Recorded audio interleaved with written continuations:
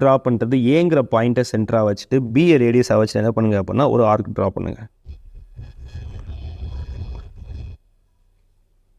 இப்போ நம்ம என்ன பண்ணியிருக்கோம், ஏபியை ரேடியஸாக வச்சுட்டு ஏவை சென்டராக வச்சுட்டு என்ன பண்ணியிருக்கோம் அப்படின்னா ஒரு ஆர்க்கை ட்ரா பண்ணியிருக்கோம். சரிங்களா?